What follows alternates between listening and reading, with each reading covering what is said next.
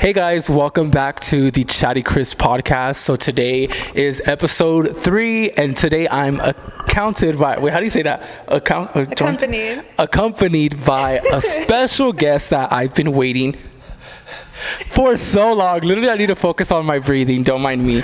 But today I have one of my closest friends, Angelica, on the podcast. Today, welcome, girl.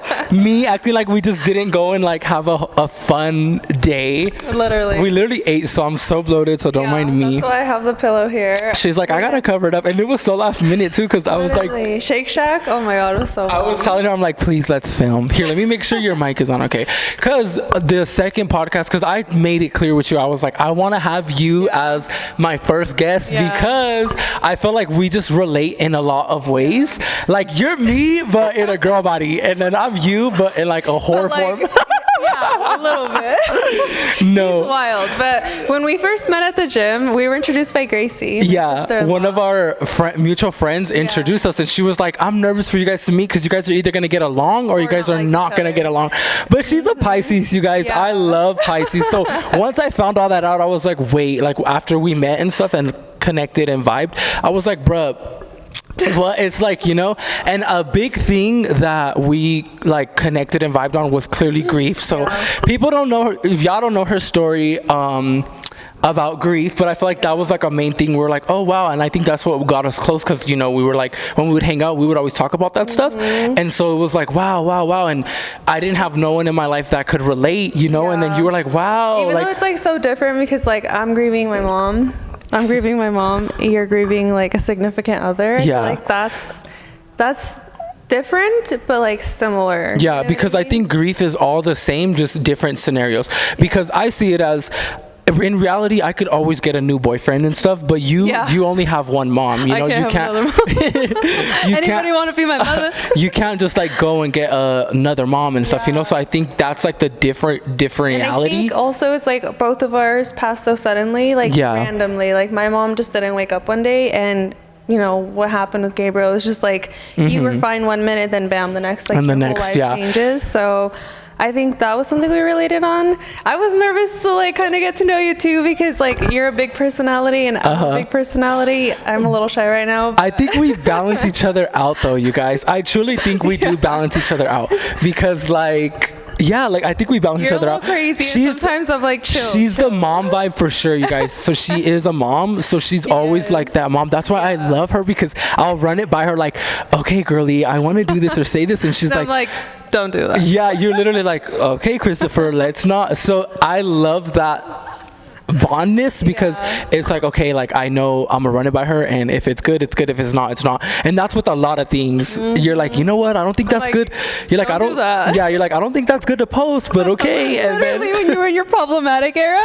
No, literally, I was like, I'm just gonna do it because I want to do it.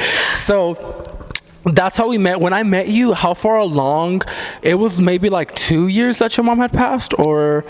It was like 1.5 years, almost 2 years. Yeah, we met at Gold's Gym. And I remember like, okay, there's this, I don't think I've ever told you this, but there was one time that like you were like really like slim, like you were really skinny after like April passed. Skinny like, queen. You started getting really small. Yeah. And I remember like Gracie had talked to you, and I was just like, oh, like he's like fit. Oh my God, like he's really skinny. And like I remember Gracie telling me like, yeah, but like he's just going through it. And I was like, I need whatever, like, and I didn't know. I was like, I need whatever diet plan he's on. And she was like, I don't think so. She's like, wait a minute, girl, I don't think you want to. So I remember it was when you had blonde hair. You remember that? I went through so many phases, dude, you guys. I'm just like, literally, we're gonna get into all that too.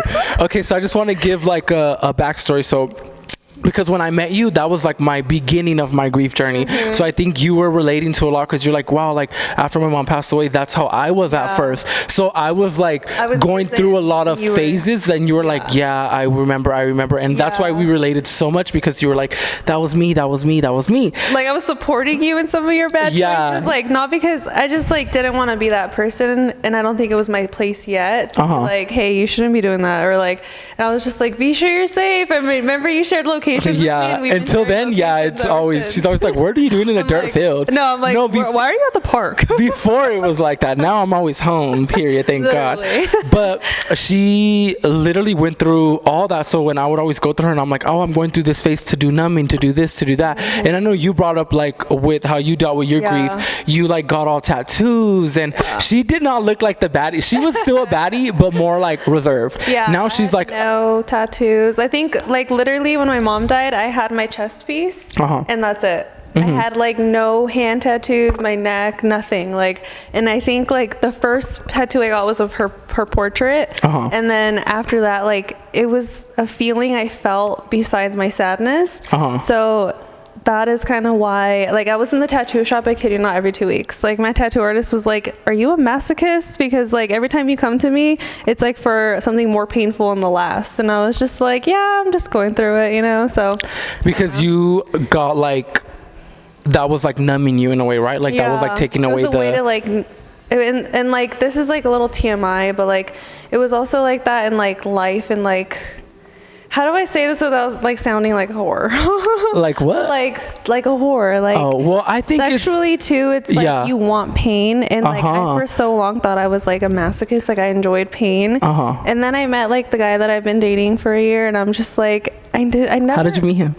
I met him through Chris. I'm Cupid, you guys. I genuinely hook up all my friends. Like, if we're out and about and you think a guy's cute, I'm going to get his number for you, and you guys are going to get married. Point blank in a period, because I'm Cupid. I just think since I experienced love and stuff, I feel like everyone should experience it. It's such a beautiful feeling. So that we're gonna jump. I wanted to get into like, you know, how I numbed my grief and all that too. So we'll get back to the how her and her man met.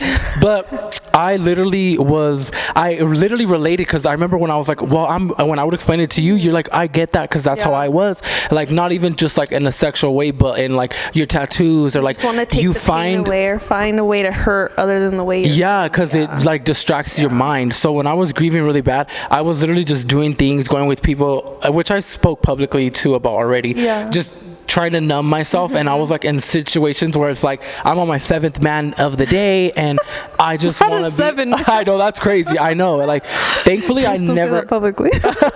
I'm so thankful that I've never caught nothing, girl. But like, that's a lot about that, because I have a close friend who like caught something. I've always been protective of myself though, like, you know, on like PrEP and on doxy PrEP, all that. Like, I've always been He was a responsible hoe. He ain't a hoe no more. Period.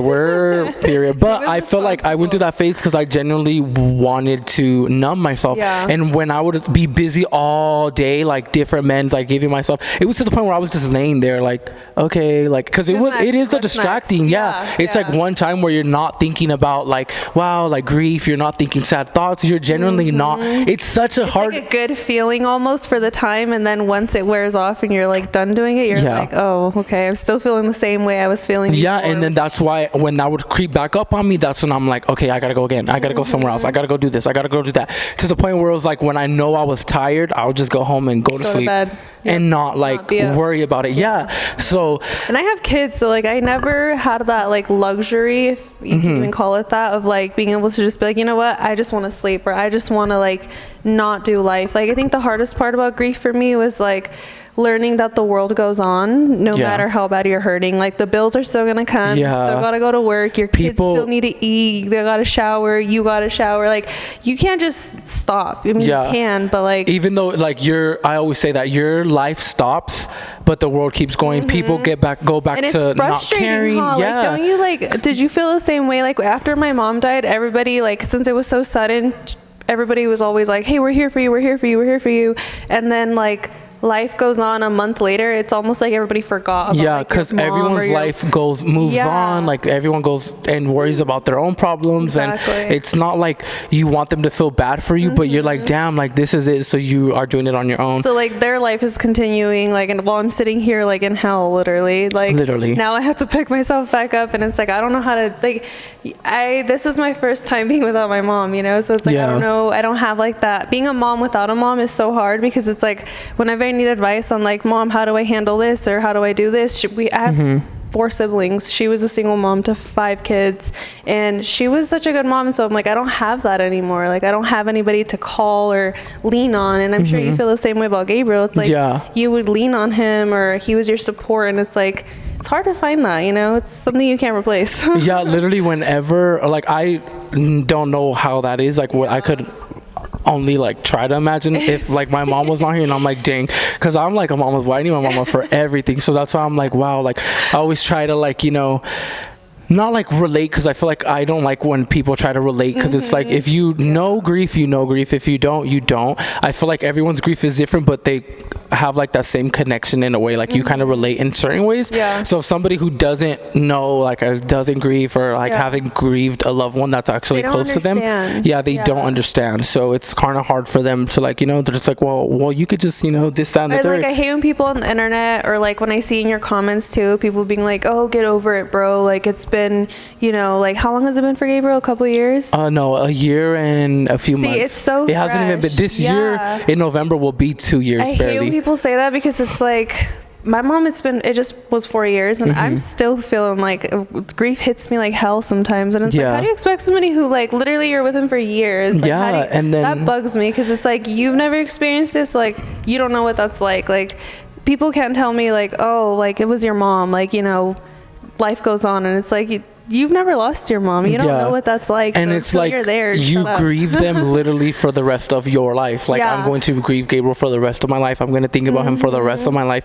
I'm going to be like, wow, what if? And it's that sadness that, I don't know, I feel like you're always going to walk around. I always say it's like a scar on your heart that they gave you, and you're going to live with that. Like a piece of you went with them. I always say, like, a piece of my heart lives in heaven. Literally. And another thing that, like, John has taught me is, like, John is her boyfriend, you guys, if you don't know. He's taught me, like, it's okay to grieve, but, like, don't let grief like consume you, and don't sit in it. Like, that's something that I'm still learning, because it's like, for Mother's Day, like, I wanted to just sit at home and cry all day and do nothing, and he's like, why? Like, pick yourself up, go do something, like, remember your mom, take her flowers. Like, he's like, don't let grief ruin your life. And, like, that's what I was doing. Like, I was drinking, I was, you know, doing whatever, being stupid.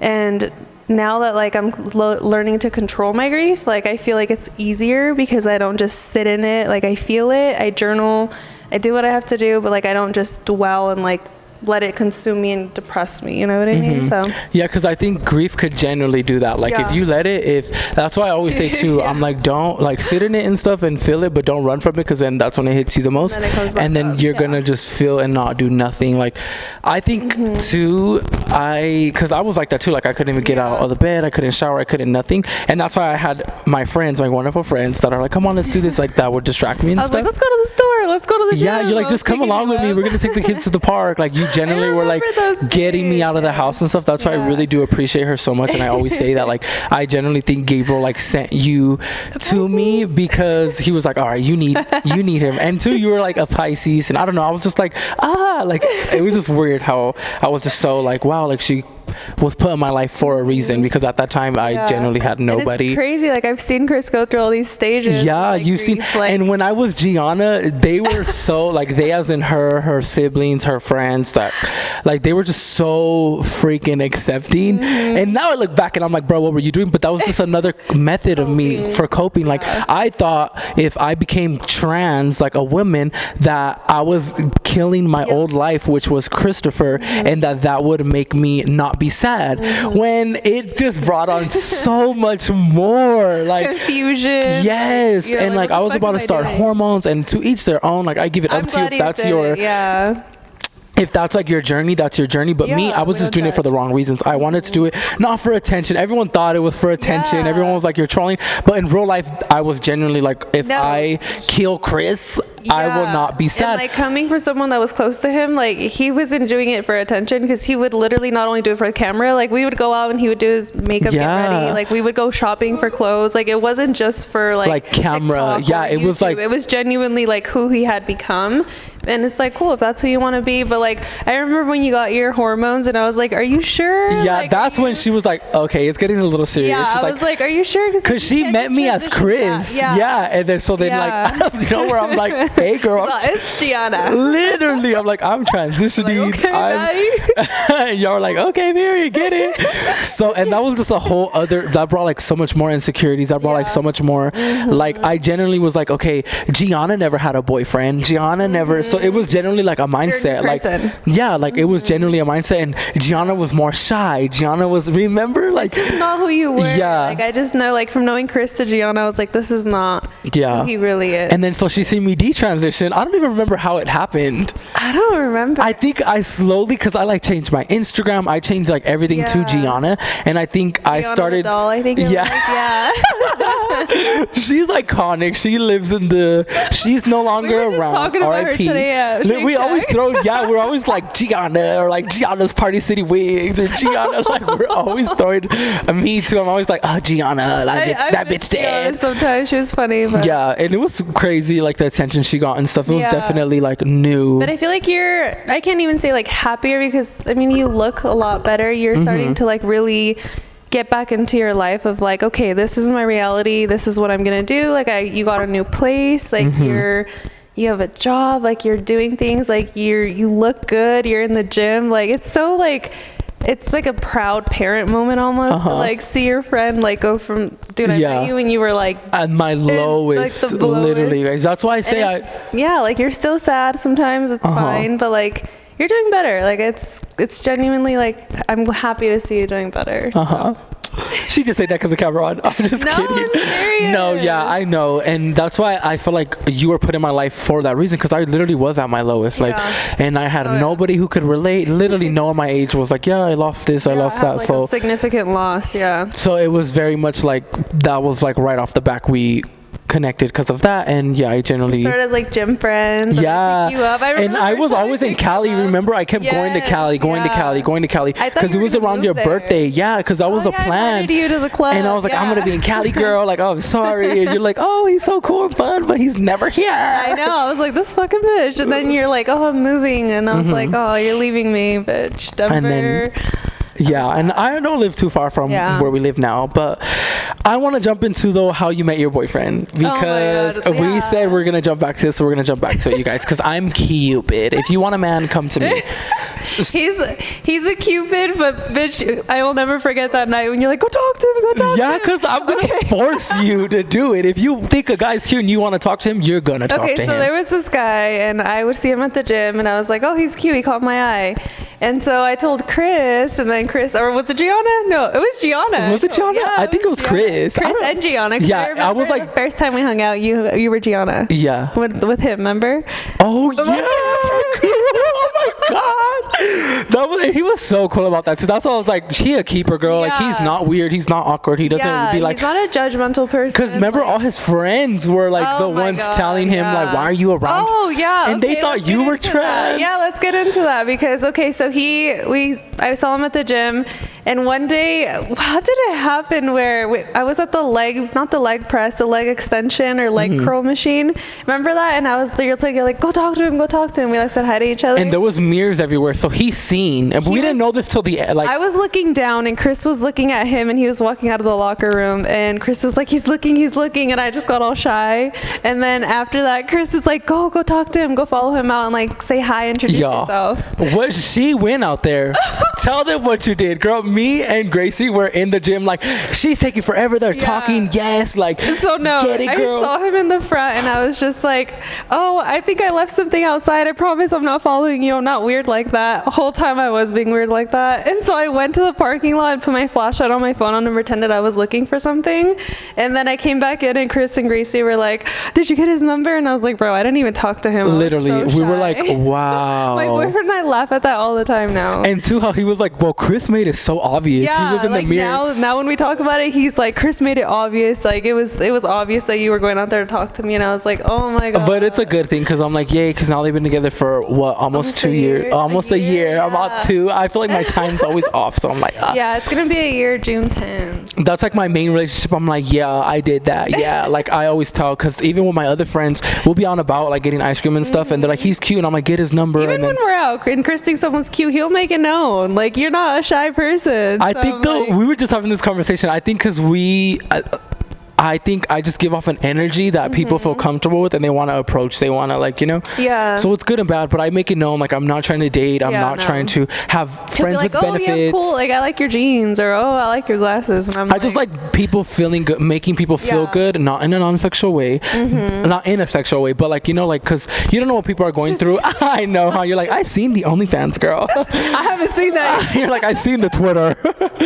No, I think Twitter. I deleted all my socials. I know she's going through a cleanse right now, you guys, where she's deleting all social media. So I tell her when she gets back on Instagram, she's gonna have like 100 plus DMs from me, because we always send each other memes like every day. Day. Oh my so God. That's why I knew. I was like, she's doing a cleanse. That girl that always pops up and oh yeah. One more time, I'm blocking you.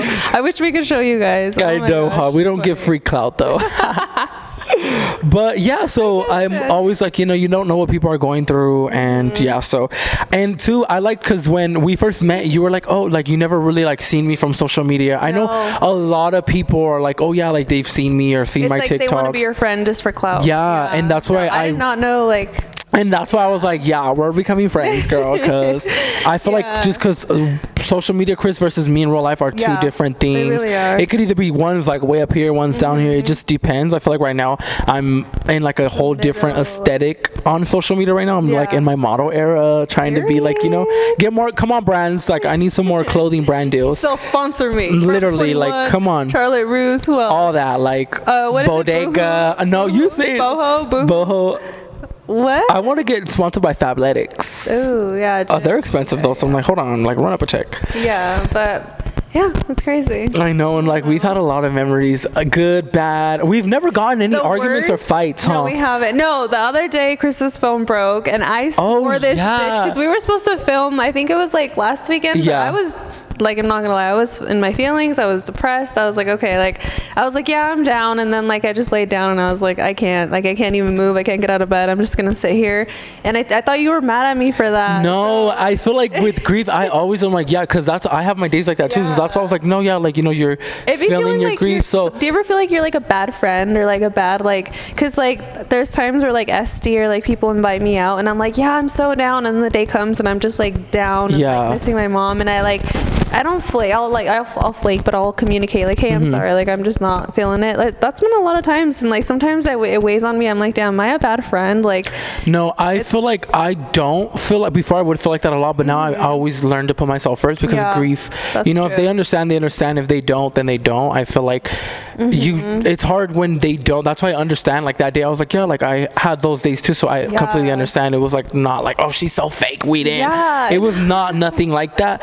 I feel like if somebody who doesn't understand grief, because I've had friends like that, that's why they're not like my friends no more. They are like that. They would be like that, like, oh well, like you're flaky, or you're this and that, when it's like, no, I'm having a day. It's literally been like, I've lost friends like that too, where they're just like, oh well, you're always sad, and I'm like, bitch, you have your mother, like, you don't know what it's like, and I feel like you to know what it's like. Literally, I always say that too. I'm like, it's such a, you're blessed. Like whenever people come for me or like try to send hate, and I'm like, you're so blessed to not have to know the feeling of this or what I'm going through. But people don't realize one day, sooner or later, they're gonna have to experience grief, and that's just how it is. We were just so young when we had to experience it. That's why. It's so random too. Like, it was not like we were able to prepare for their death. It was literally like, wow. My mom was 40. Gabriel was like in his 20s, like just 28. Yeah, so fucking young. You know? It's like, wow, you literally are grieving your sudden like change too. Like you grieve your old self, and I've learned now that it's so beautiful to like become who you are and who we are now, because we're like, okay, like I think I'm really mature, really more not who I was. And I always say, like, dang, if Gabriel was alive, he would love who I am today. Exactly. Like I get, and it kind of like hurts my heart a little bit. People will be like, oh, your mom would be so proud of you, and I'm like, I know, but like for me, when I lost my mom, like I was in a relationship with my kid's dad, and like we were together for like almost 10 years actually. And she would always tell me like it was toxic, you know, like I knew it was toxic. I just couldn't leave. I was like stuck. It was like a trauma bond almost. And when she died, she died in April.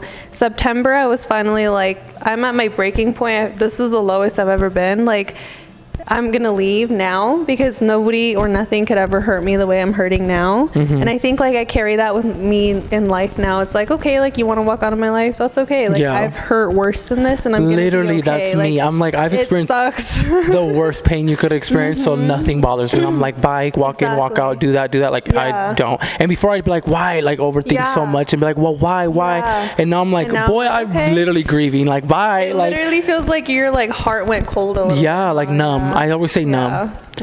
But well, my camera's dying, you guys, so we gotta wrap this up. I'm so happy you were able to come. It was so unexpected. It was just for a few minutes. Yeah, we literally did not plan this like at all. We went out shopping, then we got food, and I was like, please, can we film the podcast? And she's like, I got 30 minutes. Next time we're gonna come through and we're gonna do a spicy one. Yeah, we'll talk about how we got pepper sprayed on Halloween. Oh my god. We'll save it for the next one, y'all. We got pepper sprayed. In the snow. That was in our face. And like, that like no, we just won't talk about that right now. But next time. Thank you guys. Thank you from all you guys. You're like, it's me and my rules.